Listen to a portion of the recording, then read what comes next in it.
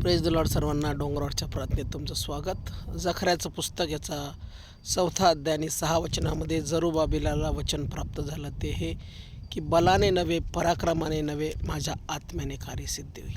जरुबाबेल ज्यावेळेस यरूशलेमचं मंदिर पुन्हा बांधण्यासाठी निघाला त्यावेळेस परमेश्वरापासून त्याला हे वचन प्राप्त झालं आणि ते वचन हे आहे की तुझ्या बळाने तुझ्या पराक्रमाने ते होणार नाही तर परमेश्वराच्या आत्म्याने कार्यसिद्धी होईल. बऱ्याचशा वेळेस आम्ही आमच्या स्ट्रेंथने आमच्या स्वतःच्या शक्तीने देवाचं काम करण्याचा प्रयत्न करतो. आमच्या जीवनात काही कामं असतात ते कामं करण्याचा प्रयत्न करतो पण आम्ही फेल जातो. पराक्रमाने आमच्या स्वतःच्या शक्तीने युक्तीने आम्ही काही गोष्टी करायला जातो पण त्यावेळेस देखील आम्ही फेल जातो.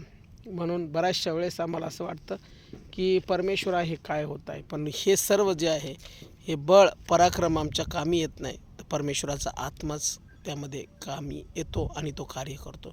म्हणून परमेश्वराने जे वचन दिलं त्या वचनानुसार आज परमेश्वर आमच्या सर्वांशी जे ऐकत आहे त्यांच्याशी बोलत आहे की बलाने पराक्रमाने कार्य होणार नाही तर परमेश्वराचा आत्मा ज्यावेळेस त्या ठिकाणी कार्य करेल त्यावेळेस कार्य होईल. म्हणून परमेश्वराचं काम जे आहे ते बळाने आणि पराक्रमाने युक्तीने शक्तीने होत नाही तर ते काम परमेश्वराच्या आत्मेने होतं. म्हणून त्याला सरेंडर हो, त्याला आपलं जीवन समर्पित करू आणि माझा विश्वास आहे निश्चित परमेश्वर त्याचं कार्य करेल. प्रभू जे तुझं काम करू इच्छितात त्या प्रत्येकासाठी परमेश्वरा, प्रभू जे त्रासलेले आहेत वैतागलेले आहेत जीवनामध्ये परमेश्वरा, बरेच संकट आहेत, बलाने नव्हे पराक्रमाने नव्हे तुझ्या आत्म्याने ते कार्यसिद्धी होते आणि ते निश्चित होईल असा मी विश्वास बाळगतो येशूच्या नावात.